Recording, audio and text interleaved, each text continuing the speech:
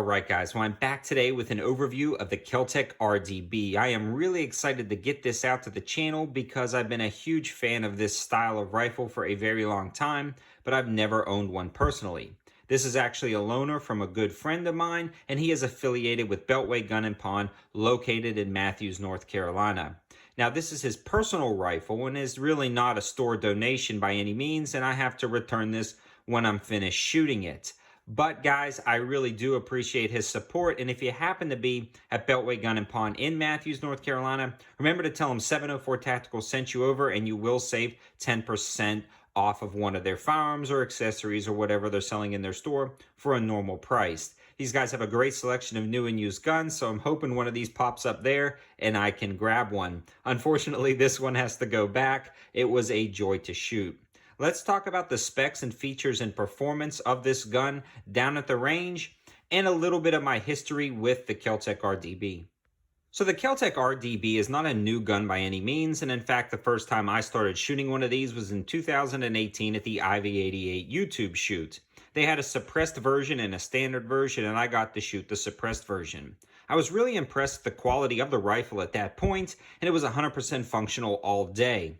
A lot of booths will put thousands upon thousands of rounds through these industry events, and you can really get a feel for how well rifles are going to hold up. And I never saw anybody complaining about the Kel-Tec, and while I was at the booth shooting it and a little bit afterwards, I never saw it malfunction. But this is my first time shooting this in the wild, and I am incredibly impressed at the way it performed. The first thing I want to talk about is its overall configuration being a bullpup design. Now this does have a longer than 16-inch barrel, and the action and receiver sit behind the trigger guard, making this a bullpup rifle. Also, the magazine insert is located behind the trigger guard. So this meets all of the overall length requirements as well as the overall barrel length requirements, and this is merely considered a rifle, no special paperwork necessary. The basic manual of arms is kind of a hybrid between an AR-15 and a roller lock MP5 with a few random things sprinkled in. The safety is located on the side right by your hand, and its ambidextrous located on both sides, but on the opposing side it does not dig into your hand, which is pretty nice. Very easy to actuate.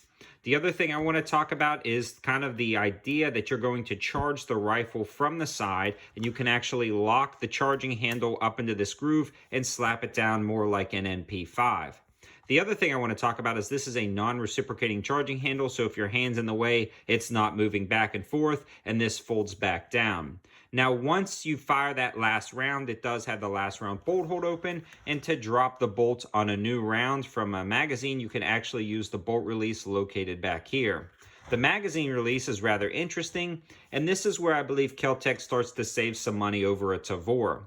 We never really talked about the price, but you can find these for right at about $800, give or take about $75 depending on who's having them in sale and what colors you're having, so about half the price of a Tavor bullpup.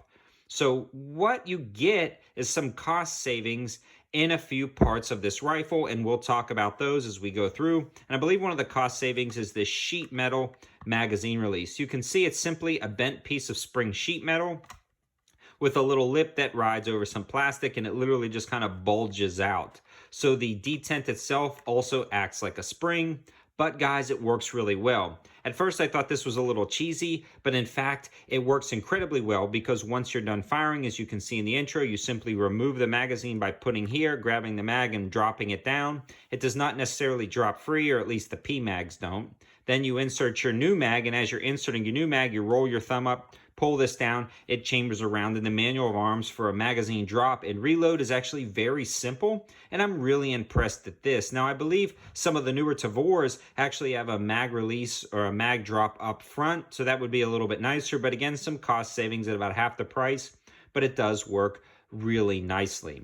When we're talking about the stock does interface with the chamber, the magazine, and this is where the shells come out once they're spent. This is rather interesting because all of that movement is happening right by your face, so I thought it would be a little bit jarring, a little bit cumbersome, and a little bit annoying to shoot, but in fact, it was the opposite. This was much smoother in my opinion than a standard AR-15, and I didn't hear a bunch of noise going on right by my ear. It actually felt very smooth and comfortable. It also has a nice cheek weld right here, and you can line up with a red dot or a magnified optic like this Vortex Strike Eagle. This was a pretty slick setup, so I'm really impressed at just the interface with the user, especially with all of the controls.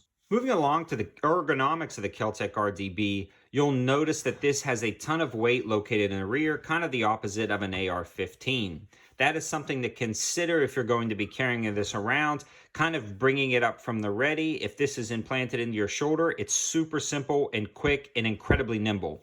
Once this is mounted to your shoulder, since all the weight is in the back, it kind of operates incredibly smooth, transitioning from target to target, and while you're kind of running around in and around cars, walls, things like that. And since this is incredibly short overall package, it's really maneuverable, especially inside a car or in and around your home. This is very slick. I do recommend adding an AFG vertical grip, something like that, so you can kind of get a C-clamp style hold, and you kind of pull this into your shoulder, and it makes it incredibly maneuverable.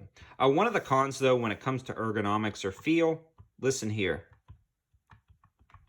You can see this front handguard wobbles around a little bit. It's not that big of a deal, but it is something to consider. But overall, the construction seems solid. The ergonomics of the grip are very simple, yet very elegant. There's no sharp edges, nothing digs into your hand, and again, you can access the safety very easy, and it doesn't dig into your hand. We'll check the trigger real quick, and I've already cleared this out like 6 times, and that is something I also want to talk about, kind of chamber checks and something right after the trigger. So you can see it's got a smooth take up and then a very crisp break. Surprisingly, this has a very good trigger, on par or a little bit better than a mil-spec trigger on an AR-15. Not a match grade trigger by any means, but definitely great for a bullpup design. Again, about on comparison with a really good mil-spec AR-15 trigger. We've already mentioned chamber checks and things like that, but it's rather difficult. You can't check the chamber to see if a round's in with the magazine in. The only thing you can tell is if everything is cocked and locked, the safety will move freely, and if it's not, you guys can see that it will not move around, so that is an indication you don't have a round in the chamber and nothing is chambered. The other thing I want to talk about, when you're looking at it from the bottom, you can see the bolts kind of come back, and you can sort of do a press check. It's hard to see with this light, but you can't do a press check if there's a mag in there. Everything is blocked out. So that is something to consider and something to get used to. Also, I never had any malfunctions with this, so I never had to clear a malfunction, so I'm not quite sure how hard that would be. But in my opinion, it seems a little bit more difficult than an AR-15 because you'd have to flip it over and kind of visually inspect it. But again, it may just all fall out really simply.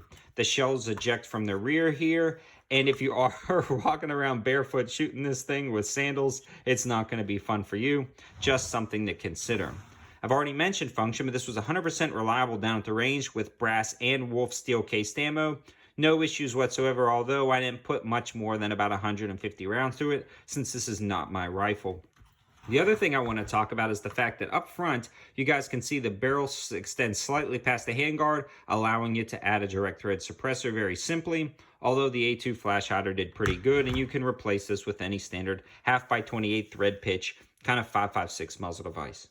In summary, guys, I've absolutely fallen in love with this bullpup, and now I want one really bad. I'm going to do everything in my power to acquire one for the channel in the future because I'm really excited about using something like this for upcoming videos, different optics testing, and really comparing it to an AR-15. Again, a huge shout out to the lender of this to the channel. I hate to return it, but I do appreciate getting one out to try it in the wild, not at an industry event. And again, guys, if you happen to be in Matthews, North Carolina, swing by Beltway Gun and Pawn and check these guys out. Tell them 704 Tactical sent you over, and you'll save yourself some money. Thanks for watching, guys. Have a good one.